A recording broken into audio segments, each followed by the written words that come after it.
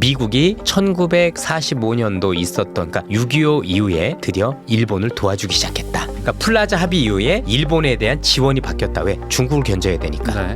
미중 간의 갈등에서 만약에 무슨 일이 생기면 일본이 역할이 없으면 미국은 중국을 이기기가 어렵다라고 본인들도 알고 있습니다.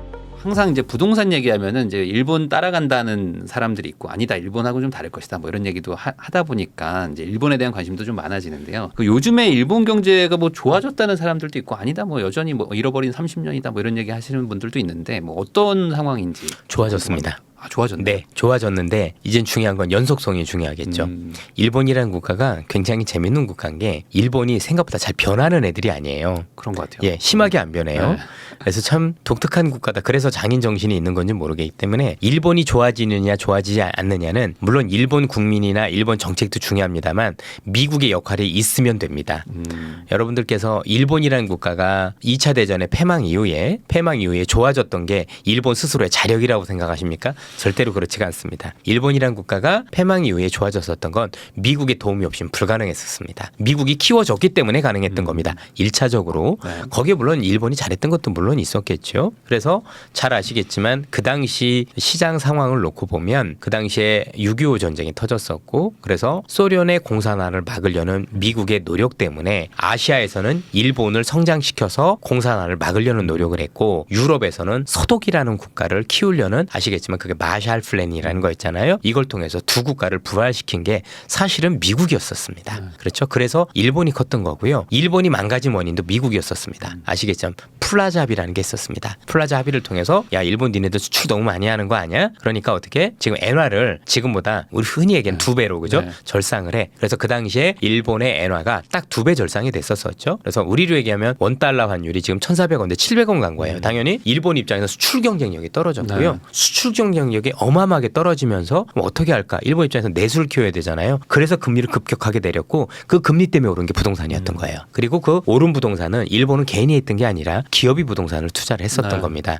그러면서 일본이라는 국가가 1987년도까지 부동산이 많이 올라서 일본도 스스로 뭔가 부동산이 너무 많이 올랐으니까 제어를 해야 되겠다고 얘기했는데 안타깝게도 그때 플라자 합의 이후에 뭐가 생겼어요? 87년도에 블랙먼데이라는 사건이 터져요. 그리고 그 블랙먼데이 때 5개 선진 5개국 중앙은행장들이 모여서 우리 금리 건들지 말자, 금리 올리지 말자라고 결의를 해요. 일본 입장에서 부동산이 그렇게 올랐으니까 잡아야 되는데 못해서 실기를 하게 됩니다.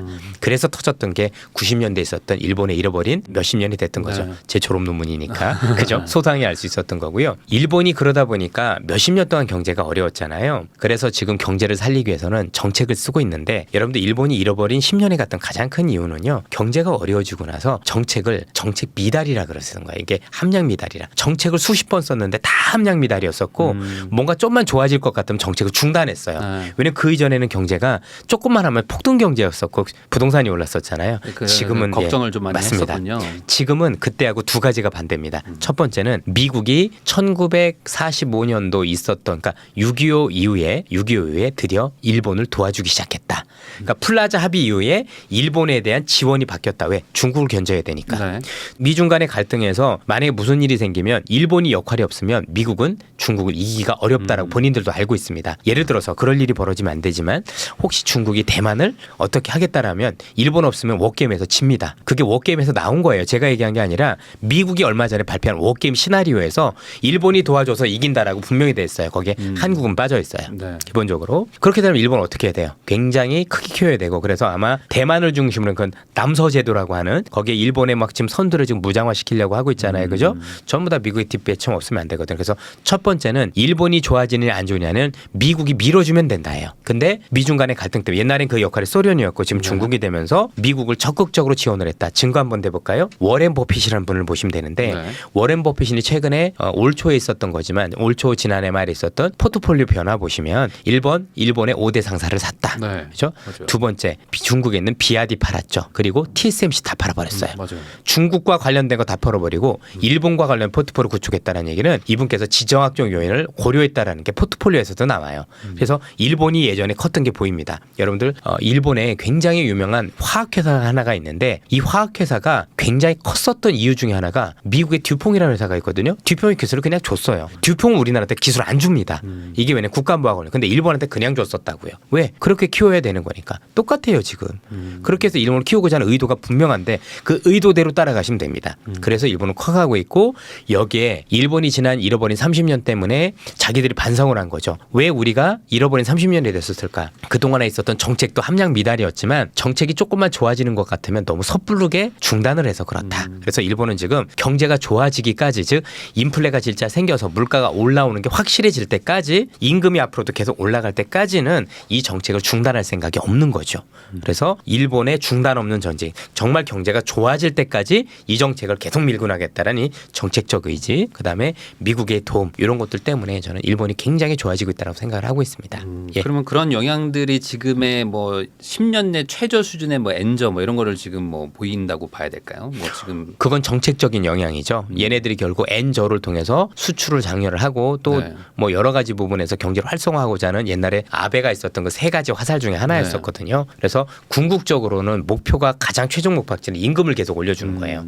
왜냐하면 임금이 올라야 물가가 오르거든요. 네. 그래서 꾸준히 일본 기업들이 좋아지고 좋아져서 수익성이 좋아지니 이 노동자들한테 임금을 올려주고 그래서 경기 선순환을 만들고 임금을 오르면 사람들이 돈을 쓰는 거니까 일본 분들이 왜 돈을 안 쓰는지 모르겠지만 뭐 국민성인지 아니면 돈을 못 벌어서 그런지 제가 알 수는 없으나 일본에 대해서 그 정도까지는 파악을 못했으니까 근데 전체적으로 놓고 보면 최근에 임금이 오르고는 확실해졌거든요. 다만 최근에 임금보다 물가가 더 올랐잖아요. 네. 그러다 보니까 실질 임금은 아직도 마이너스예요. 그래서 저 이상 더 정책을 중단하지 않겠다는 얘기를 했고 그래서 미국의 정책적인 엄청난 지원 그다음에 일본 어떤 그 정부의 이전과는 다른 어떤 끝까지 가보겠다라는 이 정책의 어떤 그 고래심줄 같은 정책 이런 것들이 맞물리고 또 여기 운도 좋았죠. 그렇죠? 우리나라도 많이 놀러 가잖아요. 네. 이런 것들이 관광 활성화 이런 것들이 맞물려지면서 전체적으로 일본이 85년도 90년도 이후에 뭔가 다른 모습을 많이 보이고 있다라고 보셔도 될 것 그럼 같습니다. 일본에 투자하는 거가 좋다라는 식으로 저는 이해가 되는데 이제 일본 기업 투자 뭐 이런 것들이 좀 앞으로 좀 유망하게 또 볼 수 있는 실제 걸까요? 최근에 좋았었어요. 예를 들어서 운동 하나만 예를 들면 나이키는 정말 주가가 많이 빠졌잖아요. 중국 때문에. 근데 아식스는 엄청 올랐어요. 이런 식으로 네. 일본의 생각보다 괜찮은 기업들이 많은 건 사실입니다. 그래서 저는 기업별로는 잘 선별하시면 좋은 기회가 진짜 생각보다 많은 것 같아요. 네. 예. 그러면 또 반대로 아까 말씀하신 것처럼 미국이 일본을 그렇게 좀 밀어주면 한국에는 또 악영향을 미치는 건 또 아닌가요? 경쟁하는 입장에서는 우리 입장에서는 좀 불편한 게 사실이죠. 네. 우리한테 다 모든 사랑을 줬으면 좋겠지만 한국은 여러분들도 아시지만 좀 민감하지만 이런 게 있어요. 어쨌든 정권마다 중국에 대한 스탠스가 다르잖아요. 네. 그러면 밀어줄 수가 있겠습니까? 좀 전쟁까지 네. 할 텐데 그렇죠? 네. 예, 그래서 한국은 밀어줄 수가 없습니다. 걔들 입장에서 놓고 보면 근데 일본은 일관되잖아요. 중국하고 미국하고 생각이 그러다 보니까 밀어줄 수밖에 없는 안타까운 입장이고 미국이 중국을 밀어주는 만큼 우리의 설 자리는 조금 줄어들 수는 있겠죠. 그러니까 또 아까 말씀하신 또 뭐 첨단 기업 좀 그런 첨단 건 기술은 좋죠. 또 밀어주는데 그건 우리밖에 없어서 다행이에요. 네, 어쩔 수 없이 요건 또 챙겨주지만 예, 예. 또 나머지들은 또 일본을 좀 조금 챙겨줄 수밖에 우리한테는 없는. 아쉬운 게 생길 수 있죠. 네, 이게 예. 참 이게 국제 정세가 참 이 어떤 뭐 다들 이익에 따라서 이게 아주 맞습니다. 좀 민감하게 바뀌는 것 같습니다.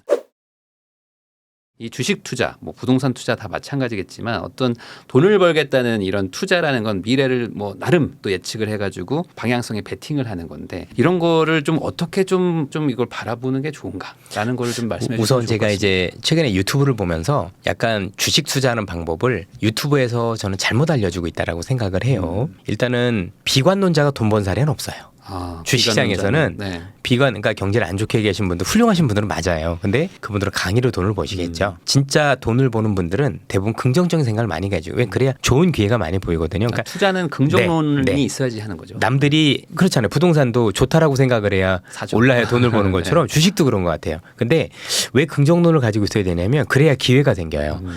물론 긍정론 생기면 안타까운 점도 있어요. 꼭지에서 물리겠죠. 그럴 수 있죠. 그런 것도 있지만 바닥부터 많이 벌기 때문에 많이 벌고 조금 돌려주면 돼요. 그러기 위해서는 일단은 마인드 자체를 부정적인 것보다는 뭐 그래서 낙관론을 가지란 표현은 아니고요. 뭔가 항상 시장에서는 기회가 존재한다는 생각을 가지란 말씀을 드리고 싶고요. 두 번째는 매크로를 잘 보시면 안 돼요.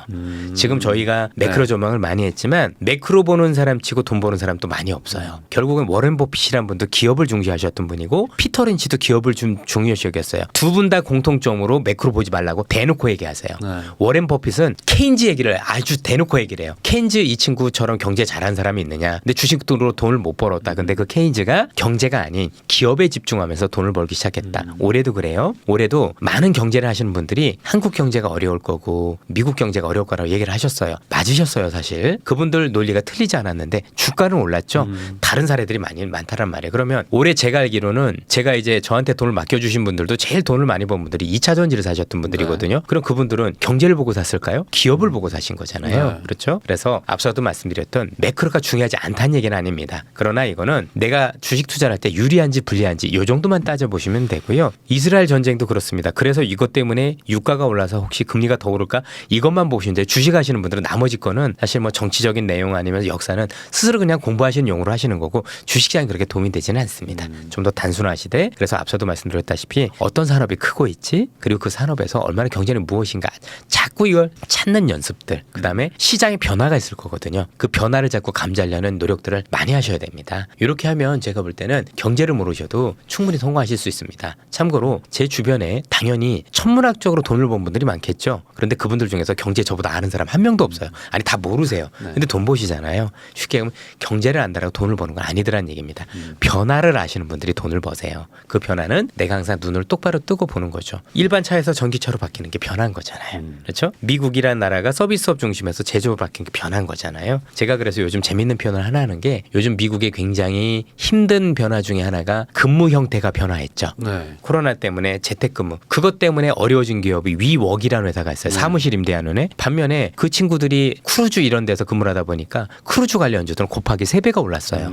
이게 변화예요. 얘는 변화해서 도태되는 애고 얘는 좋아지는 애인 거죠. 네. 이런 것들을 보시면 됩니다. 네. 예. 그냥 사실 어찌 보면은 뭐 이런 거대한 어떤 이 시장의 변화 이런 것들은 사실 투자랑은 아주 큰 관련은 없을 수가 있죠. 별로 없는 경우가 네. 많고 제가 볼 때도 저는 이런 생각이 들어요. 굳이 뭐 매크로를 볼 필요가 있나 싶을 경우가 되게 많았어요. 참고로 저는 경제학을 전공을 했고요. 네. 매크로로 먹고 사는 사람인데도 이런 말씀을 드리고 있습니다. 사실 중요한 돈 버는 거는 내가 가진 게 어떻게 예. 되느냐. 왜냐면 저도 네. 이제 애널리스트 생활도 오래 했지만 3년간 펀드 매니저 생활도 했었었고 네. 또 지금은 이제 고객들 돈을 맡아서 운영도 하고 있기 때문에 실제 수익률을 많이 내다 보면 매크로보다는 역시 좋은 기업을 찾는 연습이 훨씬 더 중요하다는 생각을 할 수밖에 없습니다. 네. 그래서 그거 중심으로 그러니까 8대2로 기업을 많이 보는 연습을 하셨으면 좋겠어요. 네, 이게 뭐 주식이나 부동산이나 뭐 모든 투자에 다 공통적으로 적용되는 그런 것 것 같습니다. 같습니다. 결국에 예. 내가 가지고 있는 게 어떻게 되느냐. 그렇죠. 이게 더 중요한 맞습니다. 거죠. 예. 네, 오늘 이렇게 신한투자증권의 이선엽 이사님을 모시고 주식 투자부터 세계 경제까지 다양한 이야기를 한번 나눠봤습니다. 이 영상 보신 분들이 각자 투자의 기회를 찾으셨기를 바라면서 저도 이사님과 인사 나누면서 영상 마무리하도록 하겠습니다. 다시 한번 시청해 주셔서 감사드립니다. 이사님도 오늘 나와주셔서 예. 감사드립니다. 고맙습니다.